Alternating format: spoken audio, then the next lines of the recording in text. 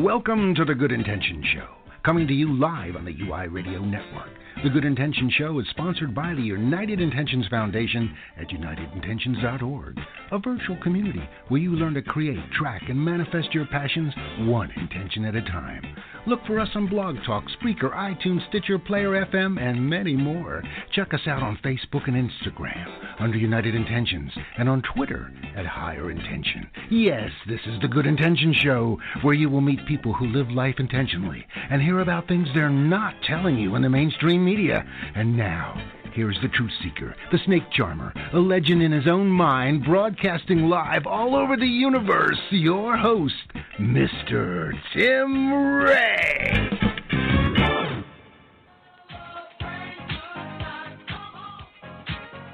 There it is. All right, Jennifer, woohoo, celebration time, huh? I know, we're so excited. Why do you think we're celebrating today? Let's see, we have Dr. Bruce Lipton on with us. Well, you would think that alone would be the reason why I'd want to celebrate, and that is, of course, you have an internationally renowned scientist and spiritual guide for millions, but there's a little more to that. Yes, our site is getting ready to relaunch. Not even that. You know what the real big issue is? What is it? That our energetic frequency is vibrating at a similar rate as Dr. Bruce Lipton's. Otherwise, he wouldn't be here today. At least for the next hour, he is, Yeah. So to me, that is what I'm celebrating about. Yeah. Mm-hmm. The power of manifestation in the raw is happening right now, right here. Yes, everything we talk about. Yes, this was my intention. If you remember, my intention back in the old site when we had it was to, of course, meet Dr. Bruce Lipton, which I did. I already did that last year, and then, of course, now we're having the show. And I now have to go back and click on, I realize this intention, and I click on that on the site and go back and do that. Yes, so it's just so great because a lot of what you based your site on is based on what he found and all of his scientific research. So. Well, not to get too mushy here, but I met Dr. Bruce Lipton at Celebrate Life last year, at the event they have every year. And I had an opportunity to speak with him, briefly walking from the elevator. He left the book signing to the elevator. And I had to, say his energy was so calming and peaceful. It was like naturally humbling. I guess if I want to describe the word, it was very graceful. And and I met Joe Dispenza, I met Dan Millman, I met a bunch of people, and they were fantastic. Everybody was fantastic, but he seemed to have such a unique energy around him that was, I was a stranger. And I'm here, I could be a stalker or something, Dr. Britt Lipton, you stop in the elevator, and he just turned around and he was just so graceful with me and he let me explain a little about what we're doing with the United Intentions Foundation. I gave him, a little pamphlet he put up together for us, and he showed real genuine interest in it to the point where, and he didn't even know then he was a catalyst and inspiration for the foundation. He had no idea. He was that's his personality, how he comes across. And much of, like you said, much of the foundation discoveries, or much of the foundation is based on his discoveries and insight. But most gratefully, he stopped. We were talking, right? And he made it a point. He made it a point and mentioned, contact my business manager. I believe it's Sally, right? Mm-hmm. Contact my business manager and let her know that I will be on your Good Intentions radio show. And it wasn't like, oh yeah, I'll be on the Good Intentions radio show. And he walked up. He stopped.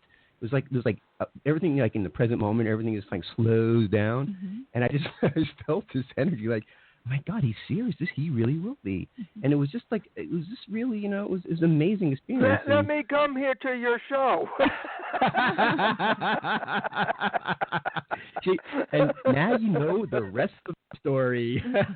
So let me tell listeners about this gentleman, Dr. Bruce Lipton here, a little bit about him, and now I'll introduce him. He's Bruce H. Lipton, Ph.D., bestseller author of The Biology of Belief. And the H, what do you think the H is? I think it's Harry. What do you think it is? I have no idea.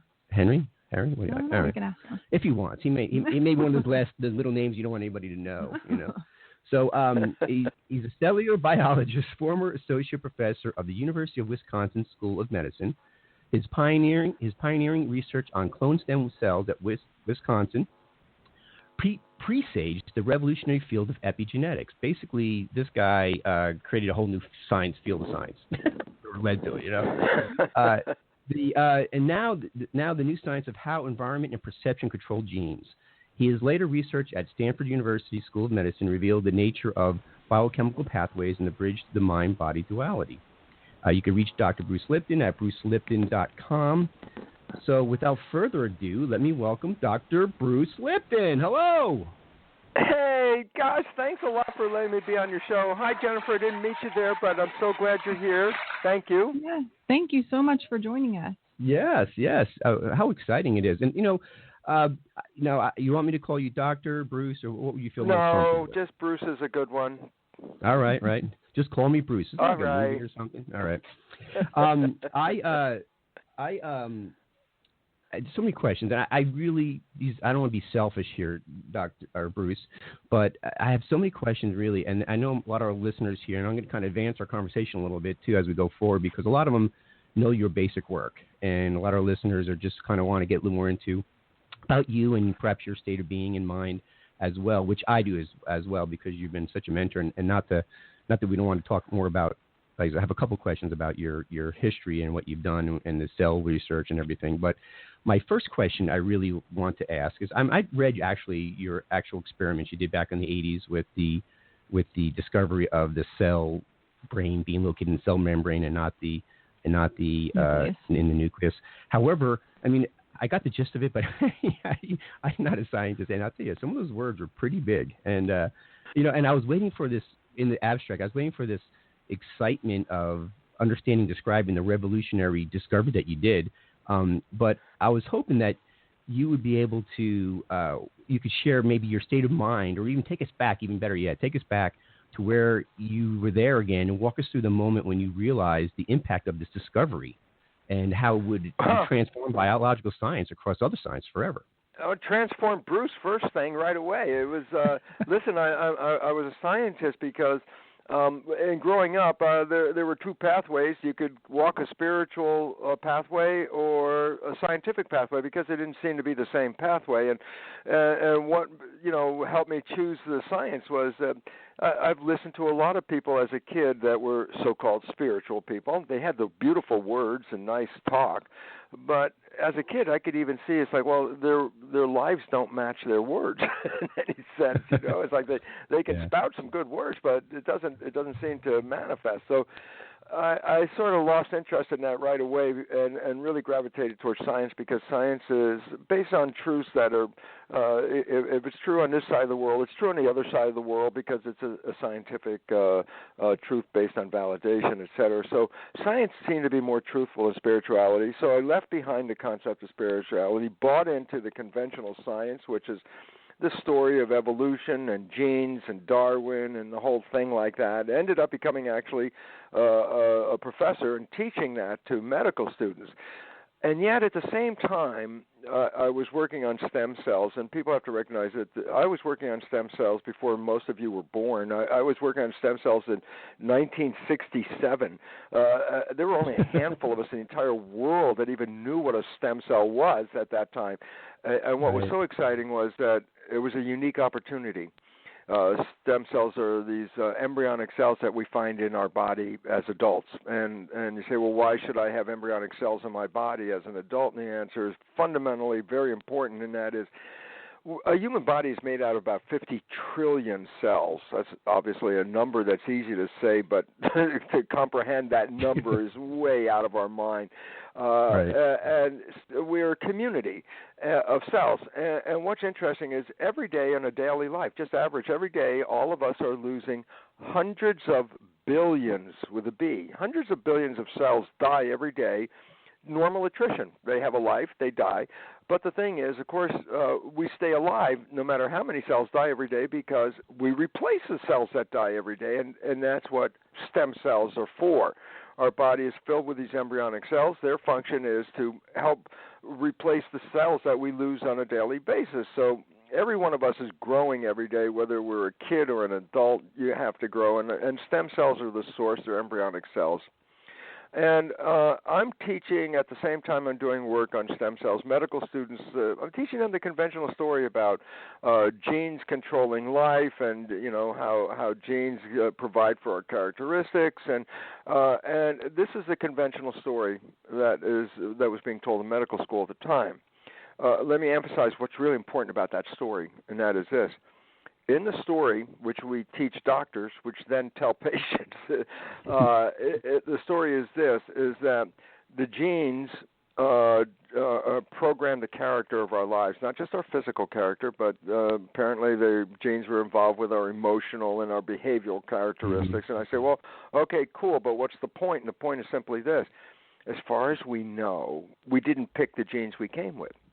And if we don't like the traits we have, well, we can't change the genes. And I go, well, what is the conclusion of this story? And it's like a very sad conclusion, because it says we are controlled by genes and we don't control the genes. Therefore, we are victims of our heredity, meaning, oh, my God, there's cancer running in the family, and I could get the cancer gene, then I'm going to get the cancer, and the cancer is going to turn on, the gene will turn on, and all this stuff, and I am a victim, unfortunately.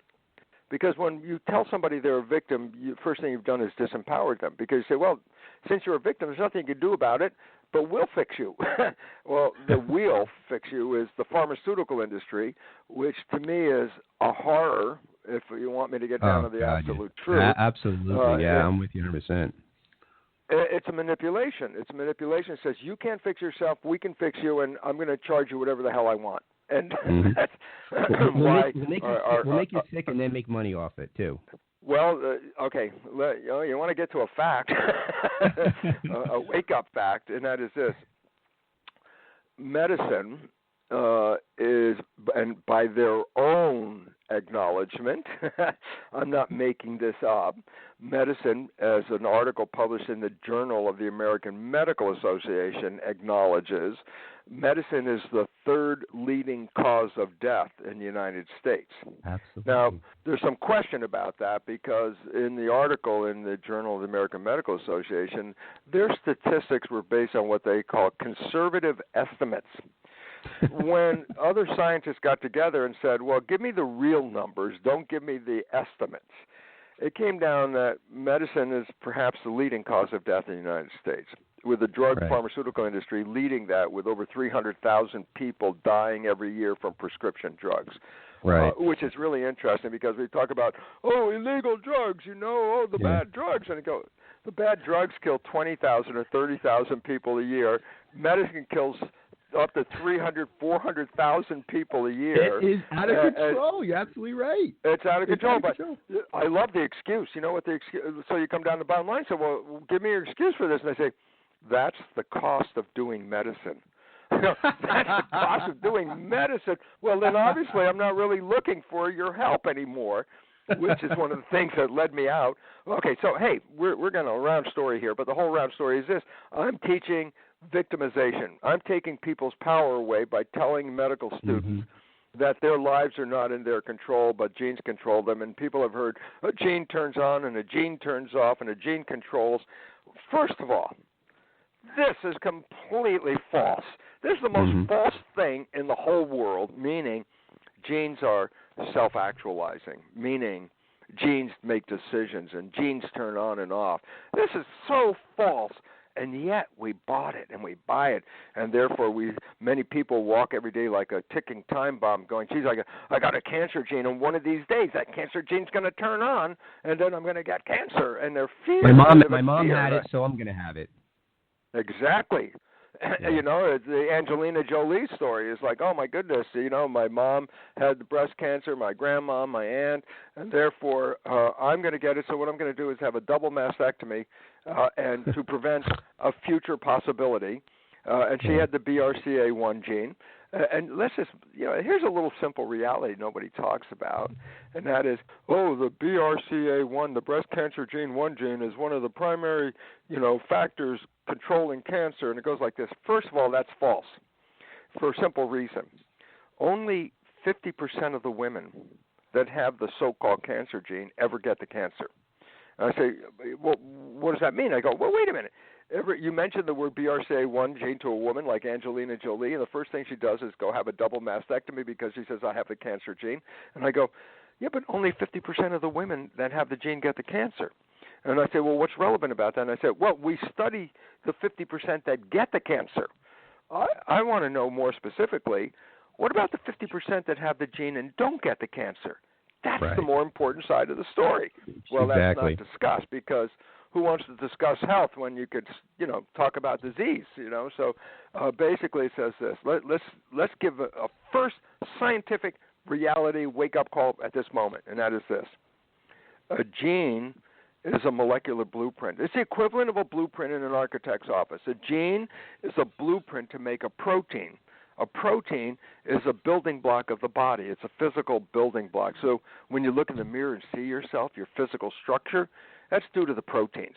The proteins are the building blocks, but the genes are the blueprints to make the building blocks. Okay, so I say, well, what's great about that? And I say, it's a blueprint. You go into an architect's office. She's working on a blueprint. You lean over this architect's shoulder and you ask her, is your blueprint on or off? And she looks at you like, what, are you crazy? It's a blueprint. It's on and off.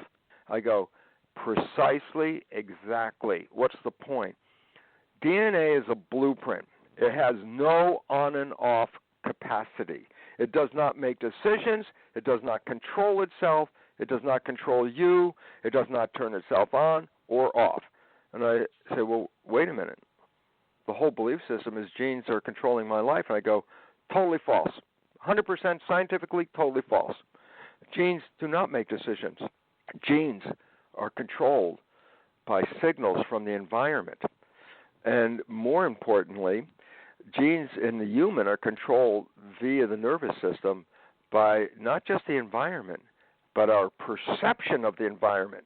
And you say, what does that mean? I say, you could live in the healthiest environment in the whole world and have a perception that this is a toxic environment. And I say, well, what would be the consequence? I say, well, your cells in your body will respond as if the environment is toxic, even though the environment is perfectly healthy. And I say, well, why did it do that? Because my brain sent signals to the cells saying, oh, scary, toxic environment, and it wasn't. And I go, yeah, but the cells inside don't see the environment. They only see what your cells and nervous system are telling them. And all of a sudden it says, oh, then your perceptions may not match reality. I go, most of the times, no. But the problem is your perceptions ultimately control your genetics and your biology. And this becomes really critical because, yes, Jennifer. I would just had a quick question.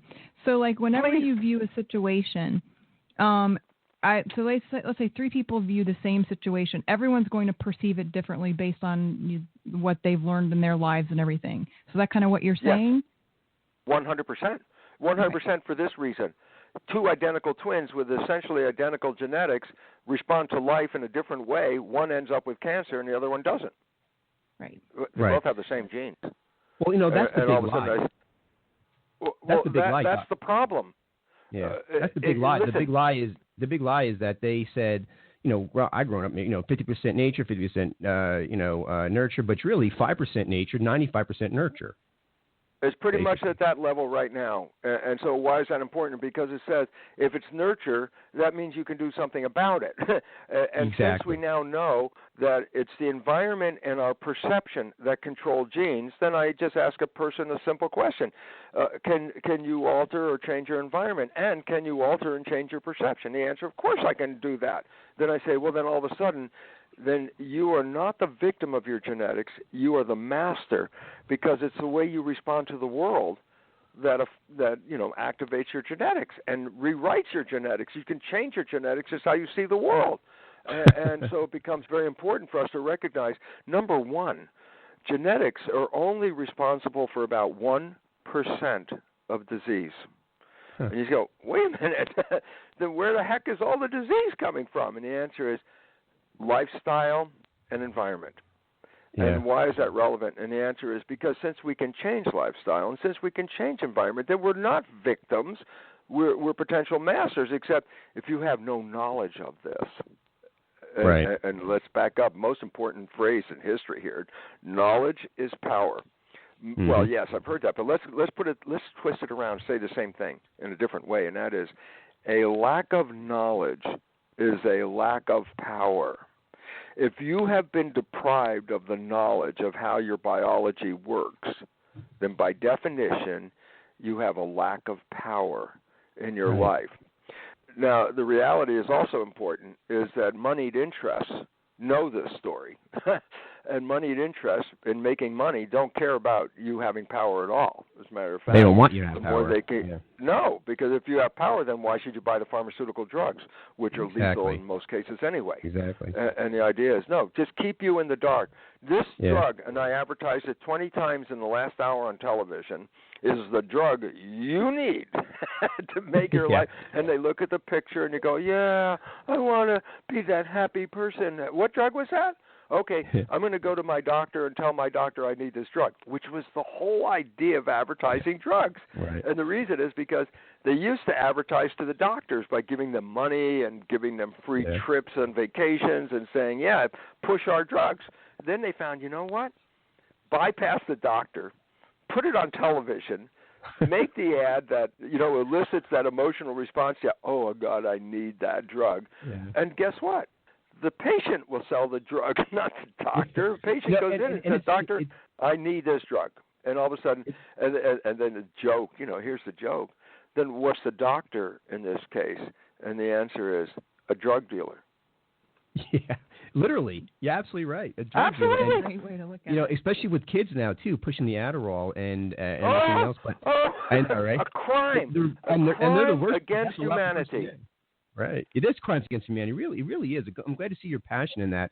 One of the things I want to ask you about in academia, because even you talk about it, and this is where, like you said, whoever has power has control. The academia, and even our education arena, they're 15, 30 years behind. Like, for example, I still, with my science teachers, or my kids' science teachers, they still think the brain of the cell is located in the nucleus to this day. And the books are even somewhere reflecting that. And this has been 30 years since and epigenetics is booming. I mean, it's already around. And the new science, it's a whole new science. It's called signal transduction. Signal transduction is the science of how environmental signals, or signals from the brain in perception, how signals control biology. Well, in that flow of information, the gene is at the end of the flow.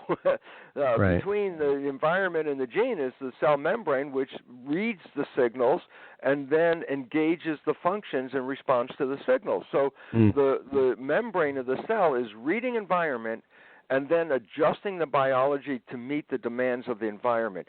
The genes are passive. They're just programs.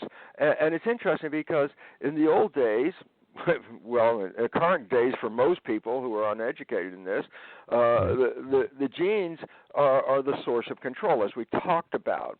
And as I said, and that belief system is the one that says you have no power, but if you buy these drugs, you can control it. And that's a belief system. And it turns out, well, it's totally wrong.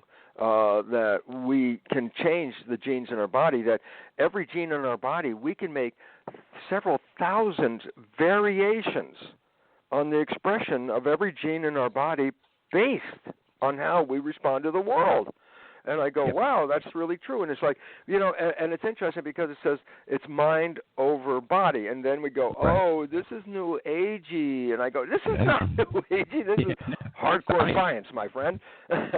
Doc, my understanding, there was some Russian experiments done that shows how each type of thought waves has their own unique properties, such as like higher frequency or positive thoughts waves would have shorter frequencies, but lower or negative thought waves would have longer frequencies. And my understanding is the reason why is because it's important to know that this affects our DNA differently, or at least triggers different parts of our DNA, which then affects our ability to rewrite new DNA or not rewrite new DNA.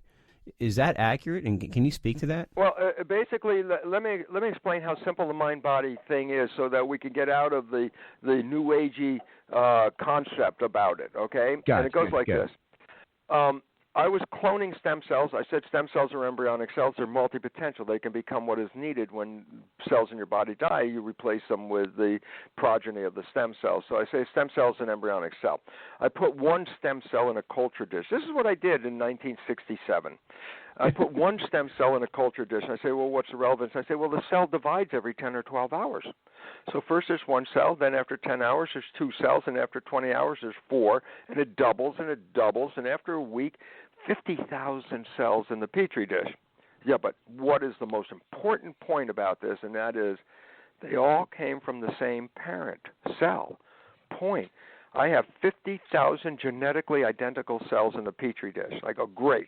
I said, now what about the experiment? I say, I split the cells, genetically identical cells, into 3 different Petri dishes, and I change the composition of the culture medium. That's the stuff I synthesize to grow cells in a tissue culture. The cells are like fish. They grow in a fluid environment. I got to create culture medium. You say, well, what is culture medium? I go, it's the equivalent of blood. If I grow human cells, I look at human blood, its composition. I try to make a synthetic version of that and feed it to the cells in a culture dish. If I grow mouse cells, I look at mouse blood composition and do likewise to grow mouse cells. So culture medium is the synthetic equivalent of blood, okay? Now here's what the whole story comes down to, and this is what changed my life. I have genetically identical cells in 3 dishes, but I changed the chemical composition of the culture medium. I changed the equivalent of the blood, the chemistry of the blood. And I go, in one dish, the cells form muscle. In a second dish, the cells form bone. And in a third dish, the cells form fat cells. And I say, question, what's responsible for controlling the fate of the cells? Now, the first thing is this. All the cells were genetically identical. So you can't say that the genes in one culture were different than the genes in the other culture. No, they all have the same genes. So I said, then what is it that controls the fate of the cell? And the answer was the chemical composition of the culture medium, the equivalent of blood, the environment in which cells live. Change the environment, change the fate of the cells.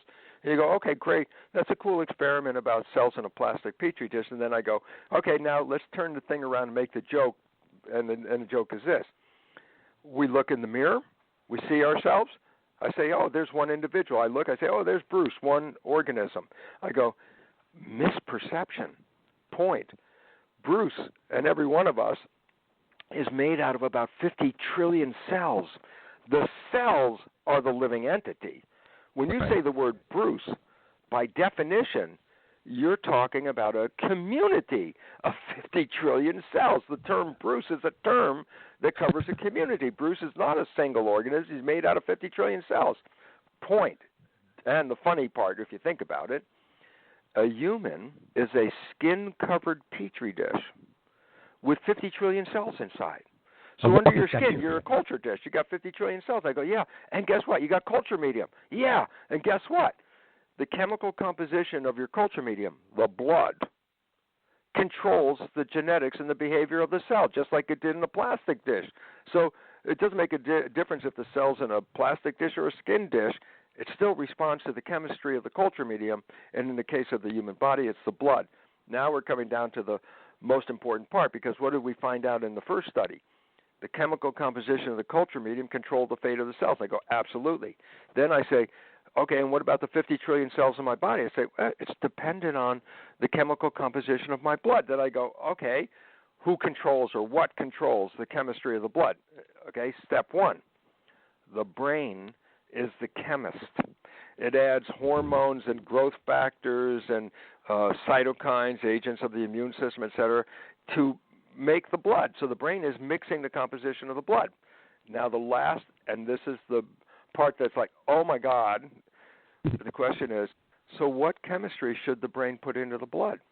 And then all of a sudden the answer comes. It says, what perceptions or belief do you hold about life? Simple, just simple thing. Right. We're sitting there. We're looking. Our eyes are closed. We open up our eyes, and we see someone we love in front of us.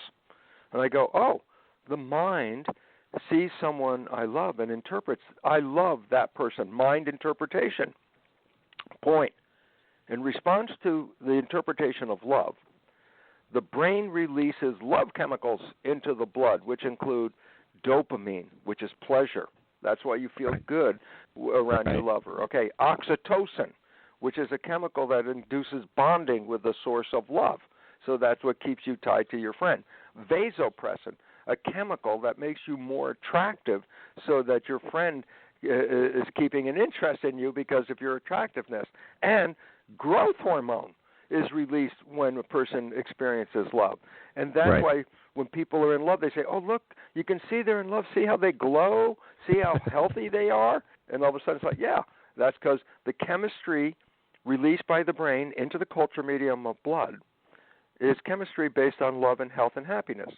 Okay, same person that we were just talking about, sitting there, eyes closed, but this time opens their eyes and sees something that scares them.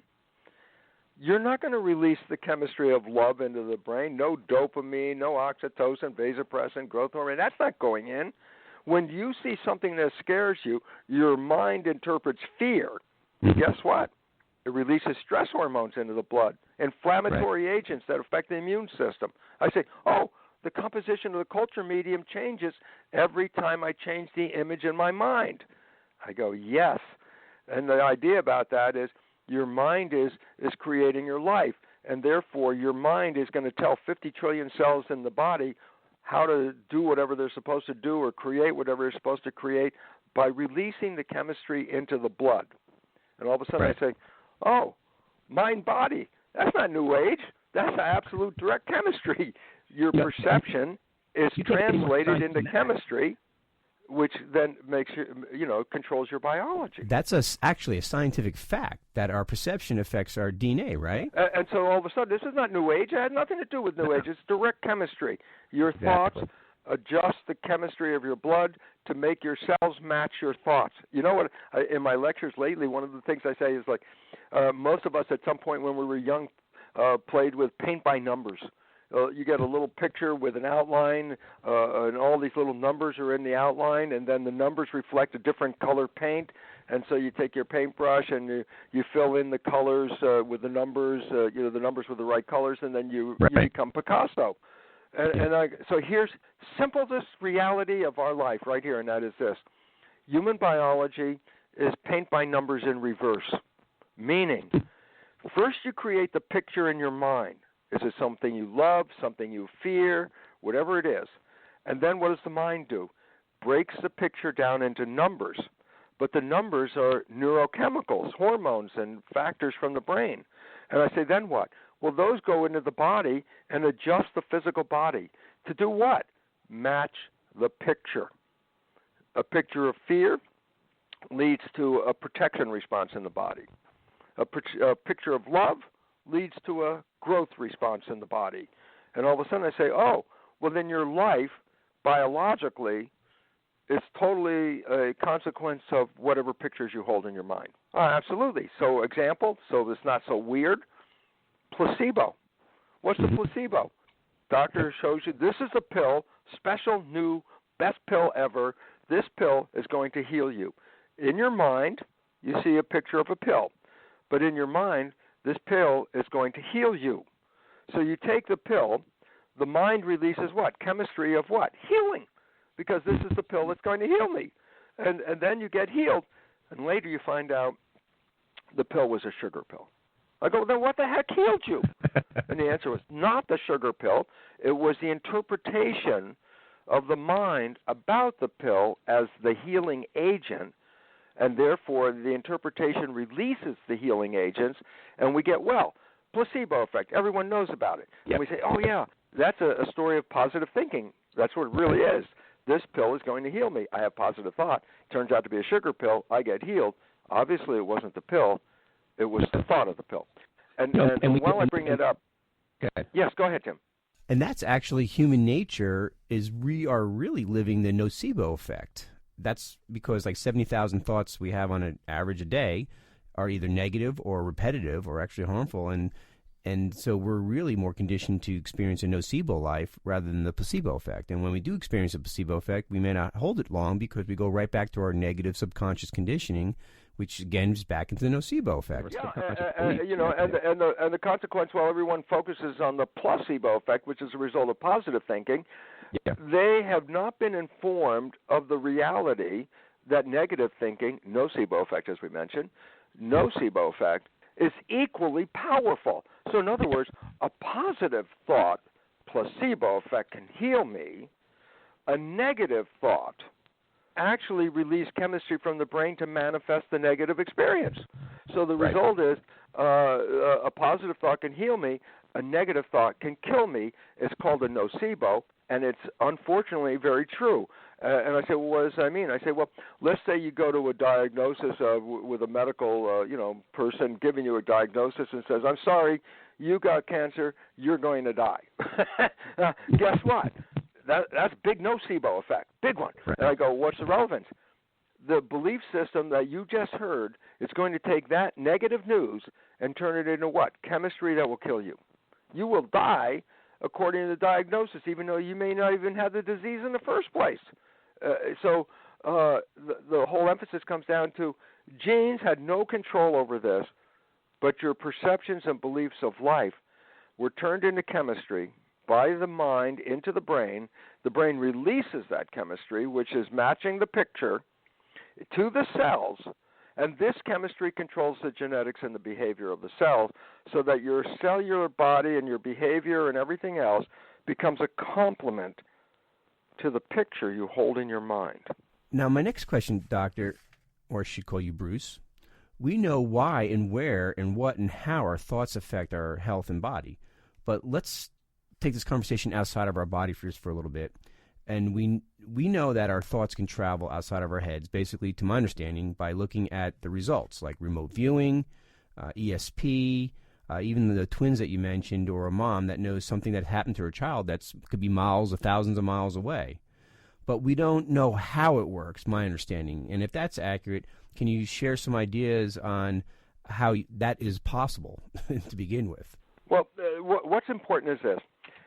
In our conventional world of conventional medicine, conventional doctoring is based on a concept called Newtonian Physics. And you go, what the heck does that mean? Well, from ancient times, people on this planet recognize there's just two realms to our universe. The visible, physical, material, mechanical realm, the things you can see, the things you can touch, the physical body, the drugs, the chemistry, the cells. These are physical and mechanical. But right. It was also recognized there's an invisible realm. There's stuff between you and me in the empty space. And I say, well, what is this stuff? Well, physics has called this the energy realm, that there's invisible information in there. When I talk about energy, we also have to recognize this. People say energy, but energy has two definitions. Energy can be motive power. In other words, do you have the energy? Does your car have the energy to drive up the hill? And I go, yeah, it uses fuel, burns fuel. The energy released from that fuel is power and causes it to move. So sometimes we look at energy as power. But I also say, yeah, but look, you're sitting in a room right now and television broadcasts and cell phone broadcasts and radio broadcasts are passing through this room right now wherever you are. It's invisible. It's energy. It's not going to cause your car to drive up the hill. It's information. So I say, then energy has two roles, physical power and information. I go, yes, and here's the problem. The information part has been left out of our science. We look at biology. Oh, you want to adjust the biology? Put a chemical in to affect the chemical body. That's chemical versus chemical in this case. And I say, what about energy? And they go, what are you talking about, energy? Well, in a Newtonian world, you never bring it up. But the problem is physics, the mechanics of the universe. That's why they call it like Newtonian physics or Newtonian mechanics, quantum physics, quantum mechanics. Physics means mechanisms.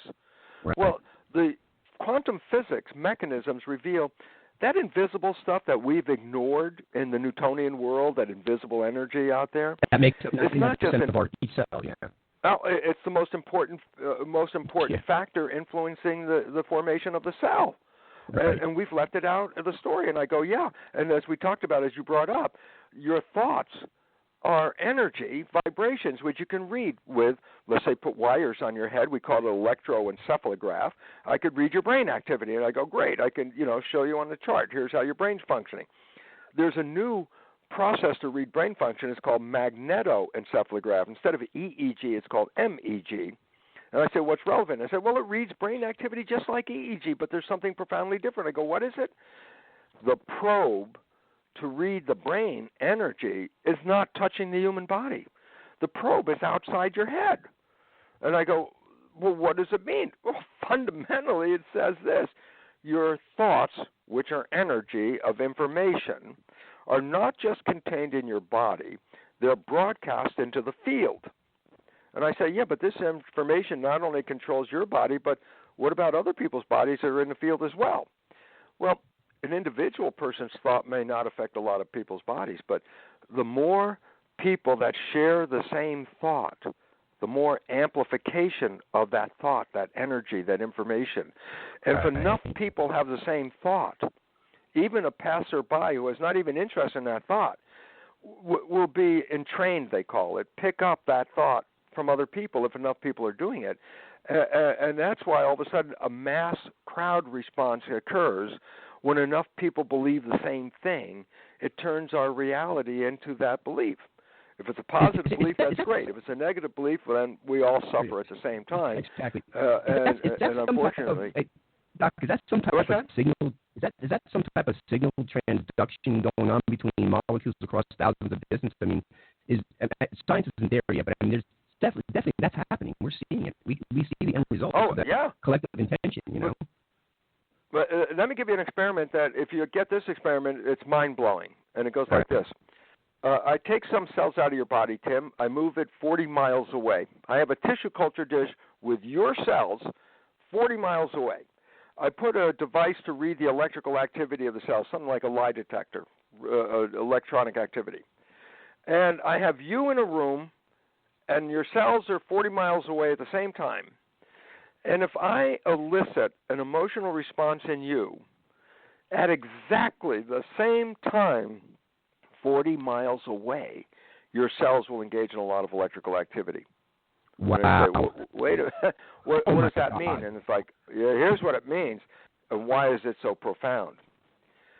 No two people are the same biologically, which is demonstrated by a simple fact. If I take my cells out and try to put it into any other human body, the recipient of those cells, their immune system will look at my cells and go, not self, and try to eliminate them because they don't belong to the system. So the immune system will get rid of not self. And I go, oh, wait, but then no two people have the same self. I go, absolutely not, because we can't exchange parts with each other. So I say, well, where is the self that makes two people different from each other? Well, the primary thing is on the surface of our cells are little antennas, like nano TV antennas, picking up broadcasts from the environment. There's a set of these antennas that medicine studies a portion of them, not the whole thing, a portion of these receptors, that's what they're called, that distinguish one person from another. And so, in fact, in medicine they're called self-receptors, receivers of self. I go, yeah, where are these antennas? I say, they're on the outside surface of the cell. Well, then, logically, where do you think the signal is going to come from? Not from the inside. It's going to pick up a signal from the outside. And I go, wait, these cells pick up an identity from a signal on the outside. I go, yes, Bruce's cells 40 miles away are not going to respond to anybody else's signature because it's connected to my identity, which is, picked up by my cells. And that's incredible. Well, yeah, what does it mean? What does it mean? What do we just say if you sat there and just say, what does that mean? What do you get? What I get is that somehow perhaps protons are communicating with each other, or, like right now, molecularly, we are all connected to each other. As I wave my hand, the air molecules moves, it affects the wall molecules, because everything's vibrating, affects the outside, it affects the ocean you're connected to over in New Zealand, so I'm actually could be interacting with you electrically, and it's really the molecular dance is how we're communicating through thousands of miles and thousands of miles. It's so specific to this. Your cells respond to you, but they don't respond to anybody else. And that means your cells are picking up a signal from the environment that represents who? You. Yeah. I go, wait, but you're not 40 miles away. You're here in the room. I say, yeah, but guess what? Your identity is not located where you are. Your identity is part of the energy of the whole thing. So it's the collective consciousness. Your collective consciousness. Your consciousness is not bound by our brain or by our skin. It's everywhere. It's everywhere. But okay. So you want to say, a whole long time ago we started with a question: what changed my whole life? And it was that. Yeah. What was that? It said, my identity is a broadcast picked up by antennas on the surface of a cell and plays through the cells. Right. My body is the equivalent of a remote control device. The identity that controls my cells is not in my body. My identity is a signal picked up by my self-receptors. And if you stop long enough just to say, well, yeah, but what does that mean? I go, you, me, Jennifer, we're not in our bodies. We are broadcasts picked up by the antennas on our cells that are tuned to my identity or your identity or Jennifer's identity. And I go, yeah, but what the hell does that finally mean? And it means this. You are not in your body. You are a broadcast. And I say relevance. Well, then consider the body like a television set. In this case, like my body is playing the Bruce show right now. Right. And I say, you're watching a TV, and the TV breaks. What do we say about TV? Oh, TV's dead. Yep, picture's gone. Things not working. TV's dead. And then the most important question is, okay, I can see the TV died. Did the broadcast die too? And the answer is, well, no. How do you know? I say, because I can do what? I can get another TV set, plug it in, turn it on, and then tune it to the station, and the show is still on the air. What's the point? My identity, your identity, is not built into the television set called the body. It's a broadcast. Point. Right. If you die, did your broadcast die? Did your identity disappear? Did who you are actually die? And the answer is no, you're still the broadcast. Yeah, I can't see you. I can't talk to you. Why? Because we only talk to each other via the television set. And so you're still here. Oh, wait a minute. You can't die. You're not even in here. Well, and you know what's interesting? Go ahead, Doc. What's that? Go ahead. You can finish that. The most interesting point right here is like, it's been now recent because of the numbers of heart transplants that occur, and heart is a major organ because it's a vibrational energy device that sends out vibrational energy fields and receives vibrational energy fields. So it's really connected to our energy. Right. When people get a heart from somebody else, obviously, who died, upon receiving that heart, they also pick up characteristics of the person who had that heart, who's dead. Okay, and now how profound? Listen to this one, because this is in the book. There's a whole book, Change of Heart, by Pearsall is one of these books. Who's supposedly dead, yeah. And in there's a story about a young girl who got a heart, obviously from somebody who died, got the heart, immediately started having nightmares of being killed. Vivid. Every night, same nightmare. So the doctors finally went back and said, well, where did this heart come from? Well, it came from another young girl who was killed. When the recipient of the heart described the nightmares to the police, they were so vivid, they actually caught the murderer. Wow. That is crazy. What's the point? This young girl is dead, but her heart, which is the big energy source, has her antennas on it, her self-antennas. So even though her heart's in another body, it's still receiving the broadcast from the source. Well, that's so while the girl is dead, her heart is still downloading her stuff. Well, that's we didn't die. That's circumstantial evidence of the consciousness still existing. I mean, that's the end result of it. You know. Absolutely, and it says we're immortal spirits, but we come back when a future embryo shows up with the same set of antennas, which is a complex set of these self-receptor antennas. If a future embryo comes up with the same set of antennas you have now, you're back online, but in a different television set. It doesn't make a difference if it's male or female. It doesn't make a difference if it's black, white, yellow, red, brown. Yeah. That's the television set. We are not the television. We are the broadcast. We are the such a great way to describe it. And that is brilliant. And Doc, I have a couple more key questions. Is there any way we can hold you over just a little bit, just get some more of my questions? Okay, great. Yeah. What I want to do real quick is take a quick 30-second break, and when we get back, I want to talk about our Earth vibrating at what hertz, and what does that mean on a scientific and molecular level for our planet? Okay, we'll be right back. You are listening to the Good Intentions Show, sponsored by the United Intentions Foundation and UnitedIntentions.org, a virtual community where you learn to create, track, and manifest your passions, one intention at a time.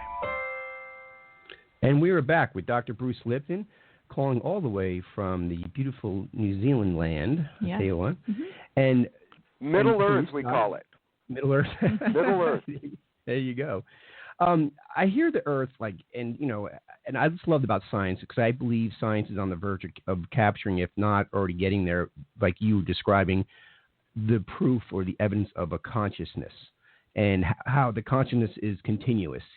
And we're already seeing the circumstantial evidence, which you've been talking about just recently, in reference to experiments or examples of the heart transplants and so on down the line, that they couldn't exist. Your heart couldn't have electrical responses, 500 miles away with you, unless there was some type of conduit. And the conduit, maybe not, like I said, not being the protons, but the conduit, as you're saying, is being the consciousness, which to me is just fascinating. And I think that's such if not a new field, it needs to have a field describing that specifically.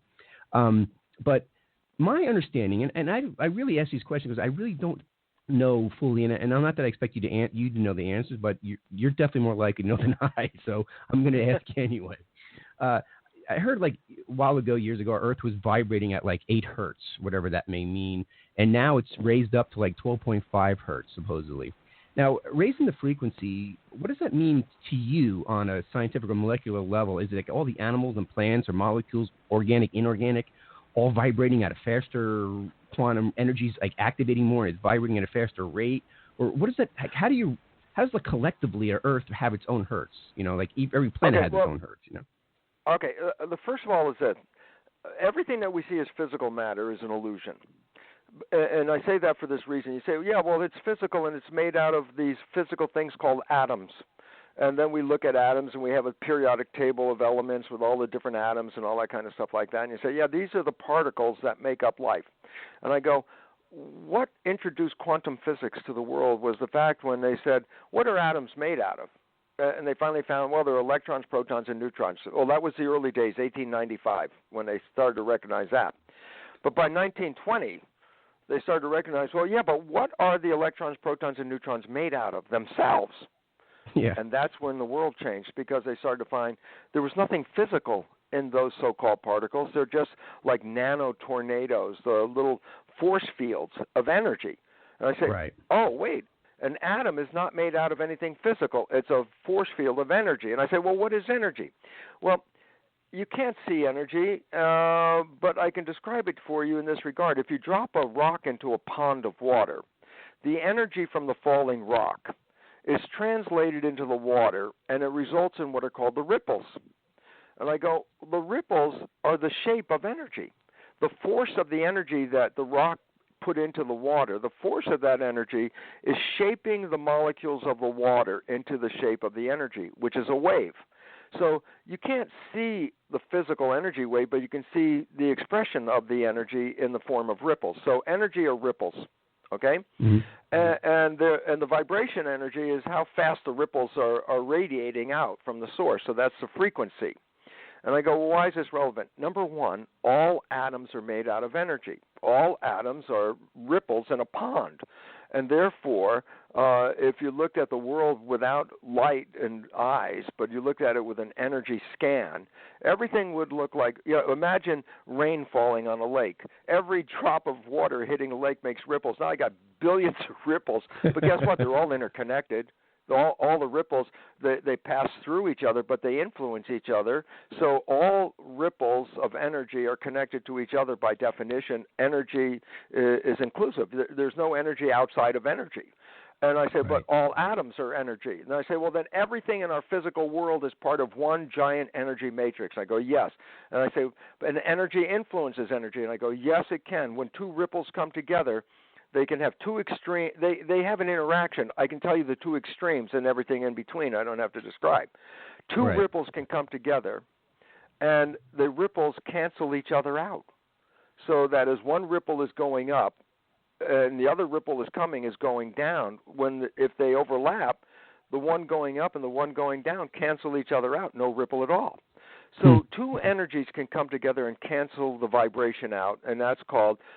In conventional science terms, it's called destructive interference. Interference meaning ripple A is interfering ripple B. Destructive means when the two ripples interact, they cancel each other out. In contrast, two ripples, A and B, come together, but they're both, let's say, both going up at the same time, both going down at the same time. They're in harmony. I say, well, if ripple A is going up and it meets ripple B, which is also going up, then you add up the value of the energy.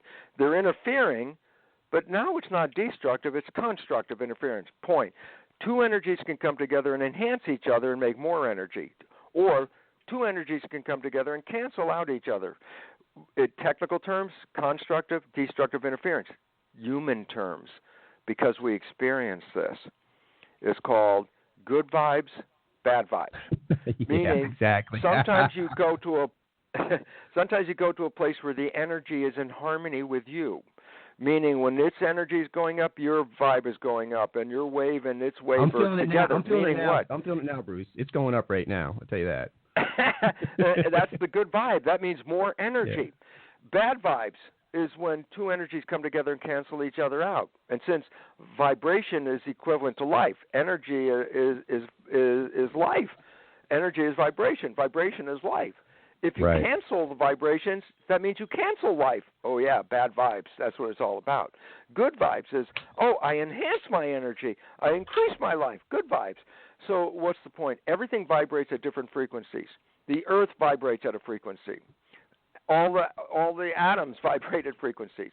There are frequencies that are shared by things. When things share a frequency, then they're in resonance or in harmony with each other. So if I vibrate A and it's in resonance or harmony with B, when I vibrate A, it affects B, okay, in a positive way in this case. So why is this important? There are vibrations in the field. Vibrations can mean either two things.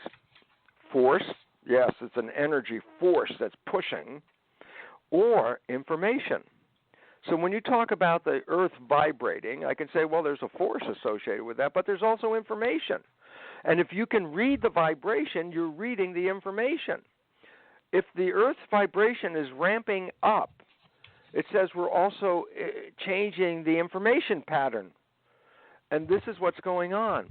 Right. The world is evolving, and it's evolving everything in it in regard to that vibration. We, as participants in this world, are affected by higher vibrations. And higher vibrations are moving civilization, which is a physical structure. It's causing it to vibrate at a higher speed. Information is changing. The world around us is changing. We're waking up to the reality that the field is telling us we're not in harmony. Right. And we're not in harmony. That two energies not in harmony come together. Bad vibes, cancellation, finish. Destruction, and this is what the earth is saying to us. Yeah. That we're not living in harmony. So it's what's that, Tim? Each of our individual cells, not just within our human body, but in everything in the planet, is increasing in vibration because of the quantum energy. It's not necessarily increasing, but it is reading different vibration. And if vibration is information, then it says there's different information coming in now than earlier. And that some people are more sensitive to the vibration, so they pick up on the message earlier than others. So there's a transitioning where people at the fringe are, wow, this new vibe, I'm getting it. And mainstream people is like completely don't feel it at all. But as we become more sensitive, more and more, and the vibration gets louder, more powerful, then those that didn't hear it in the beginning will start to hear it. And so what we see is a transition. There are people that hear these vibrations early in the game and change their world, change their life, change their behavior, change their teaching, and try to keep up with the new vibration. Then there's a large number of people who are slow to pick up on the vibration, so they're still living in an older vibrational information period. And yet, as the new vibes pick up power, amplitude, more people hear it, more people respond to it, then those that weren't responding before will become entrained because of the amplitude of the new frequency to pick it up. So in other words, we're in an evolution. Some of us have seen the evolution before it actually is manifesting because they were more sensitive to the vibration. Sure. We're going to preview, right? If you've seen it early, you can say, wow, oh my God, the life is not the same as I thought it was. This new information says I could do this, and if I change my life, which I did personally, change my life to accommodate the vibration, guess what? all of a sudden I am healthier and happier, and my life is working out better. Why? Because I'm reading the information more correctly.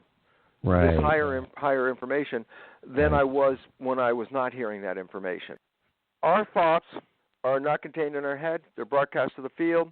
As more people pick up what's going on in the field, the more alignment people have with the world and harmony. What we're beginning to realize now that the vibrations that are in the field, the vibrations we're picking up, are basically what you would collectively call bad vibes, which are energies that are breaking us apart, which are causing illness on the planet and causing social disruption. And that as we start to tune into the higher vibrational frequency and get new knowledge, because remember, the energy is information. As we pick up on the new information, we can change the way we live on this planet. And so we are in a state of evolution right now where new information is coming in. Old information that has held us as victims is in the process of being replaced. Now the question is, where are you in the population? If you're stuck with the old belief system, then you're stuck with a belief system that generates the illnesses and the problems we have on the planet. It's a generation of separation. It's an information that we are individuals and there's no energy involved. We're just physical, mechanical pieces on a game board that we play the game and you die and then the pieces turn back into dust and that was your life. And that old information is giving way to the new vibration that says, no, you are not the game piece. You are the vibration. Relevance of being the vibration is that you're the one that can change the outcome because the cells respond to your thoughts, and your thoughts are translated into the chemistry, as we talked about, which control your life.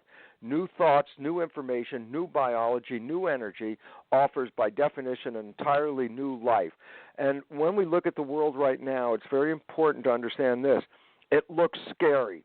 It's like, oh, my God, pick up the newspaper, turn on the TV news, whatever, and it's like, oh, my God, crisis after crisis after crisis. This will perpetuate a fear. Because if you fear, oh my God, my life is threatened by all these crises, then you're going to live in fear, and fear shuts down the system, and that's really where the stress and illness comes from. I just want people to understand that the crises that we face, it looks like bad news, but here's the issue. The crisis or crises that we face are the good news in what looks like bad news. Simple reason is this. Crisis says you cannot continue doing what you've been doing because it's causing a problem. And the crises that the world is facing right now is a wake-up call to humanity. It says the way you have been living on this planet, your belief system, the way you influence the environment and the world around you is so out of harmony with life that you're destroying the environment, and you have to own this. You are the environment. So when you destroy the environment, it's actually self-destruction. And so we are now in a stage of looking at the scary stuff, and I'm going, well, you can get caught up and stay in the scary state of mind, or you can look at it and say, the way we've been living is not in harmony. It is self-destructive. We're killing the environment. We're killing ourselves. We must step outside. We must operate by new information, new awareness, new knowledge. Knowledge is power. The new knowledge is you are more than this body. You are a creator. And the creation aspect is not even a new idea in terms of science, because when quantum physics came in 1925 and 1930, the physicists who introduced quantum physics to the world stated clearly, emphatically, that we perceive of life as a physical mechanical machine when the new quantum physics reveals that life is more a thought. It's an energy. It's a consciousness. And all of a sudden it says, keep your mind focused on the fact that it's all energy and consciousness because that's what's creating our life. So rather than focusing on the mechanical material, the emphasis of our evolution is to change our consciousness. As we change our consciousness and vibrate at the higher vibrational frequency, we'll be then in harmony with the world around us. That good vibe is what will sustain us, in contrast to the bad vibes that are creating the situation right now. So it looks bad, But that looking bad is the most important step of our evolution. We must stop this and live in a different way. And the new science is offering that. I know that what you're doing is really facilitating what I'm doing, and both of us are doing what? Creating a base of new knowledge, and that your program is very critical because it really talks about the fact that our intentions are not just little ideas that float inside of our head. Our intentions are broadcasts that go out into the field. As quantum physicists said, our consciousness is manifesting the world in front of us. Our intentions are an expression of that consciousness. If we really work with our intentions as mechanisms of creating life, then we're actually empowering ourselves to manifest this life. We can be healthy if we keep all those positive placebo thoughts in our mind, or we can die of cancer with just nothing more than the negative nocebo beliefs. And then all of a sudden it says, we are not victims, which we have been programmed to believe, that our intentions and our consciousness are the driving force of not just our own individual lives, but collectively all humans and all human intentions are the driving force that determine life on this planet. And that your show about universal, just the idea of intentions is the doorway to self-empowerment. So while I can't really get the questions done that you're asking, I can assure you this: asking the questions that you ask, providing the show that you provide, is one of the most powerful influences on changing our planet. When people begin to own, they're not just passive pieces in a game where everything is controlling them.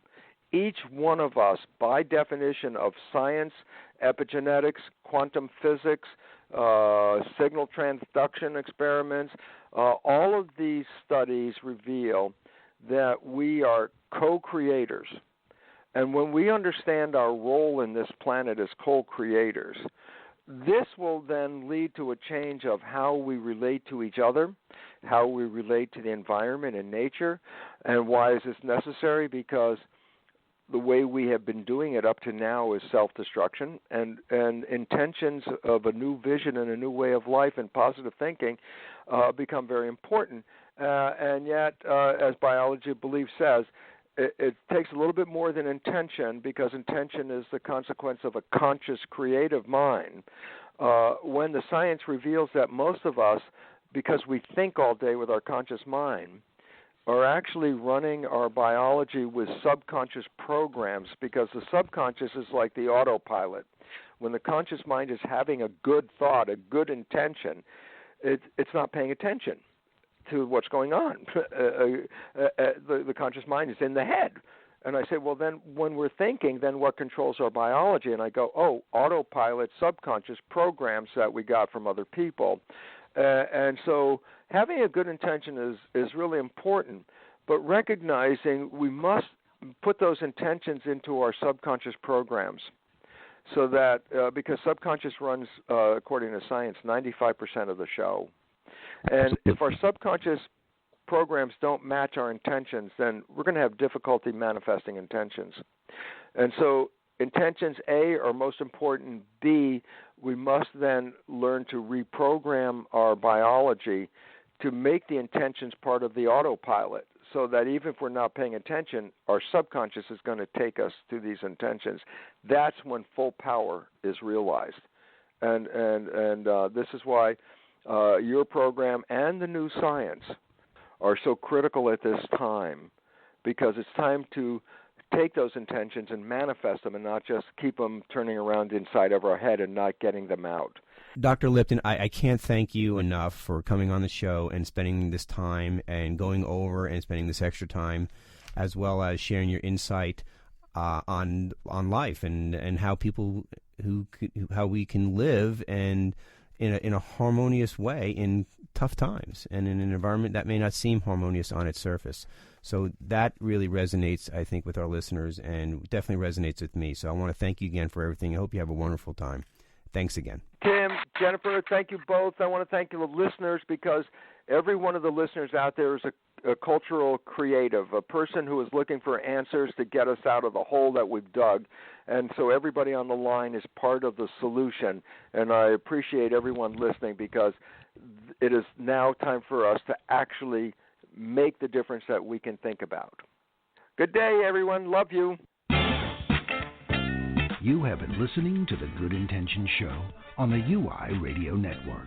The Good Intention Show is sponsored by the United Intentions Foundation at unitedintentions.org. Look for us on Blog Talk, Spreaker, iTunes, Stitcher, Player FM, and many more. Check us out on Facebook and Instagram under United Intentions, and on Twitter at Higher Intention. Be sure to log on to unitedintentions.org, a virtual community where you learn to create, track, and manifest your passions, one intention at a time. Have a wonderful day